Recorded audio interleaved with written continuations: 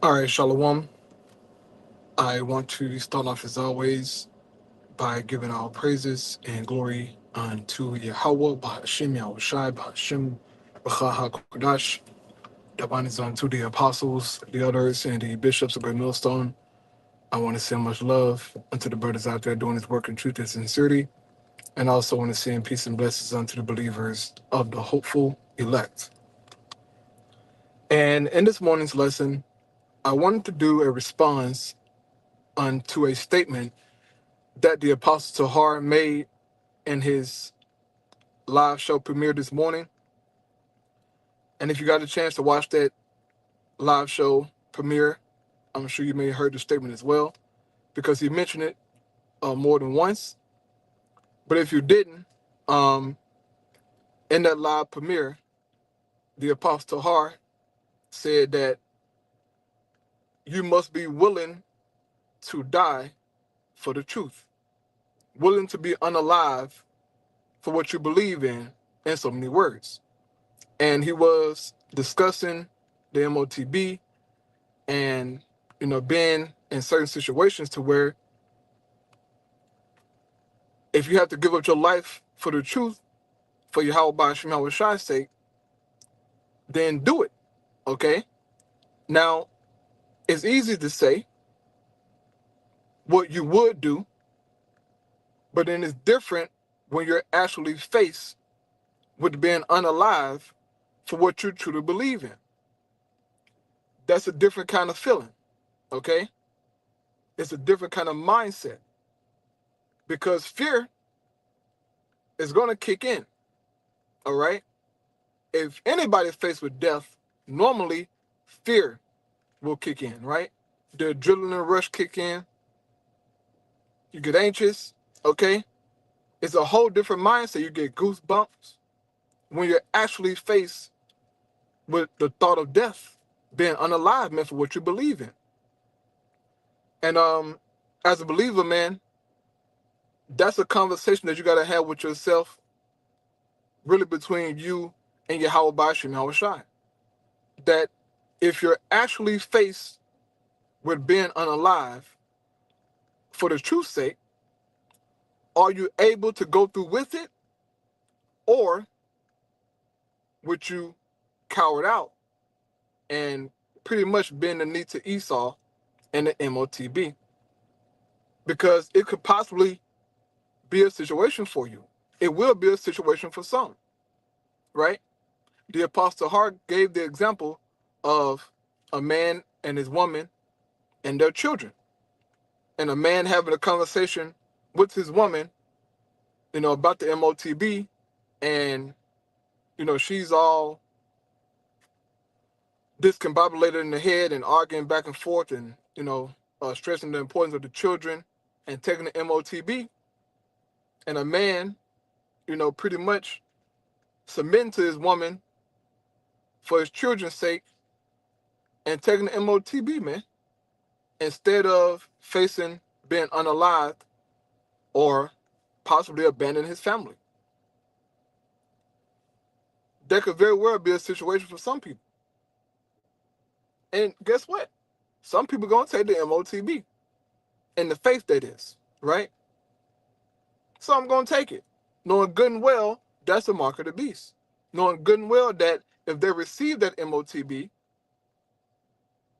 there's a harsh judgment for that. But see, some of those individuals are going to say to themselves, they're going to say, well, I'm an Israelite anyway, so I'm being the kingdom anyway, and Jake going to take the MOTB. You don't know if you're an Israelite, okay? You don't know that. You could very well be a Hamite. You could very well be an Edomite. You don't know.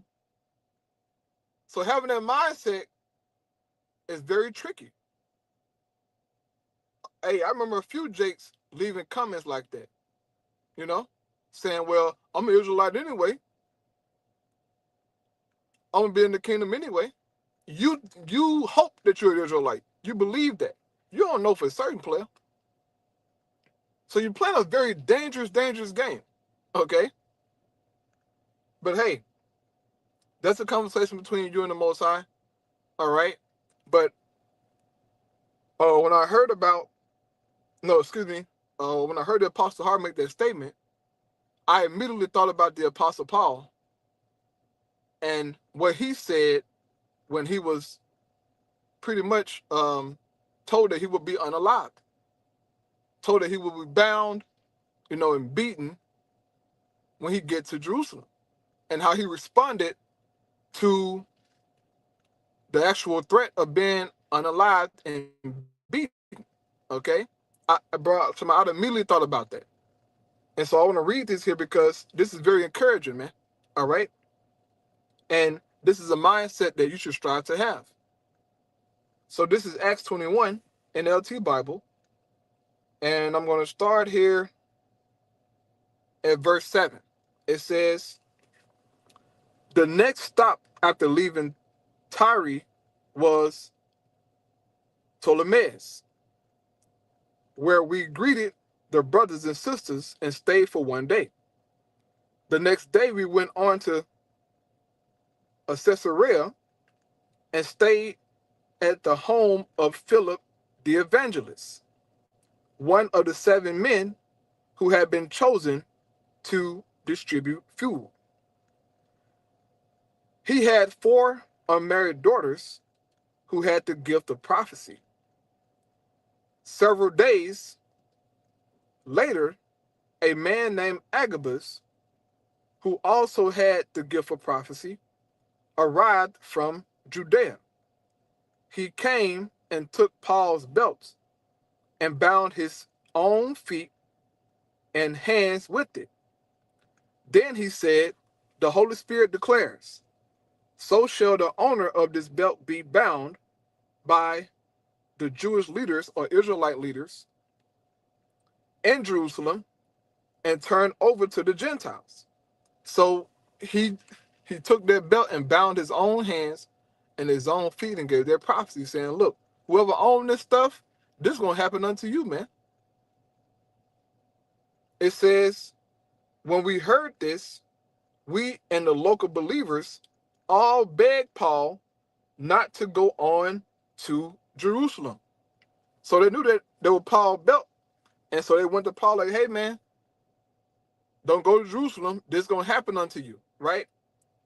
Trying to persuade him not to go into the danger that pretty much awaited him when Paul got back to Jerusalem, or when he was going to go to Jerusalem, right?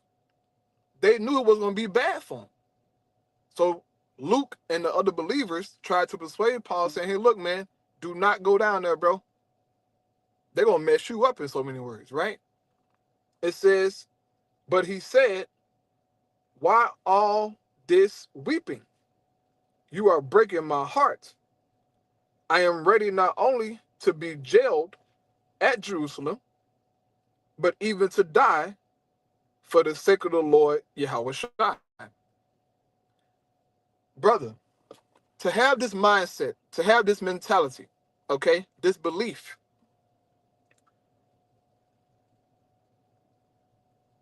it's something that don't come overnight, okay? It's something that don't just click, when you wanted to click. This is a mindset of someone who is fully persuaded in Yahweh Ba'ashim Hawashai, who is fully persuaded in the prophecies, the truth, everything, right? Paul said he believed everything written in the law and the prophets. He agrees with it all. So his mindset was like, look, why y'all doing all this crying and weeping, bro? Like, y'all making me feel bad. He said, I'm not only ready to be jailed at Jerusalem, right? Going to prison. But he said he's ready to die for the Lord Yahweh's sake. Okay? Brother, look, we only can pray for a mindset like that, for strength in the inward man like that.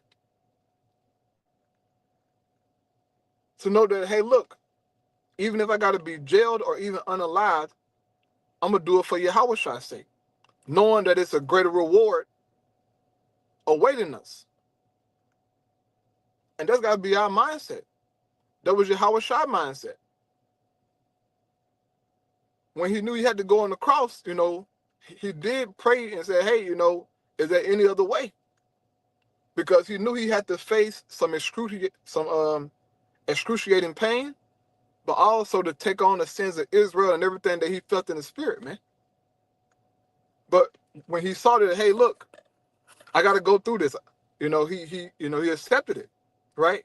Knowing that there was a greater joy on the other side of the pain and the beating and the spitting, the torture of the cross. There was something greater, okay? Paul understood that too. And we had to understand that, all right, that there is something greater than what this world has to offer. That has to be your mindset. If it's not, you're going to fold and want to save your life and just take the MOTB, which will be a very, very bad decision, man, okay? Or in any situation. We all got to understand that it's something far greater than what this world has to offer, okay? There's a great reward in heaven for us in the kingdom, reserved for the believers who truly believe in Yahweh Shem Yahushua, man. So reading on here, it says,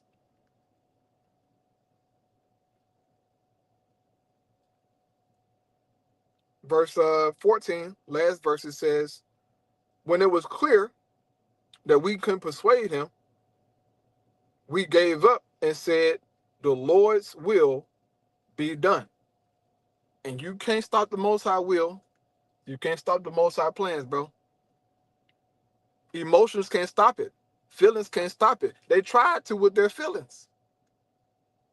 They got very emotional with Paul, trying to say, look, brother, please don't go, Paul, crying and stuff. But they couldn't stop what the Most High had in store. The Apostle Paul had to go through that, okay? That was his lot. That was his journey. He had to go through, of being jailed, being beaten, and then ultimately being unalived, in which he was unalived, okay? According to the tradition, which is, if you're a Roman citizen, whatnot, he got his head cut off. And according to the traditions, right, they said that when Paul was about to get his head cut off, according to the tradition, they said he extended his neck. Like, just, go ahead and get it over with. And you can see, that Paul could very well did that. He didn't care about dying, bro. Okay? Now, whether or not that tradition is true about him extending his neck, we don't know. But that would be something that Paul would probably do. He said that it was a gain to be with Yahweh, bro, than to be here on the earth. He said it was far better to be with the Lord, man. So I could see the Apostle Paul doing that. All right? But the point being is that, man, you got to be someone who really believes, man. Okay? And look at the bigger picture outside of death or wherever we got to face, jail, whatever. Hey, we don't know our lots. But you can't lose focus of the joy that is set before us, man. Because once you do, then that's when you start to, debate in your mind and, eventually taking the MOTB. We got to trust in the Most High, man, that he can do what he promised in his word. So I pray those edify, man. All praise Yahweh Shem Yahushua. Shalom.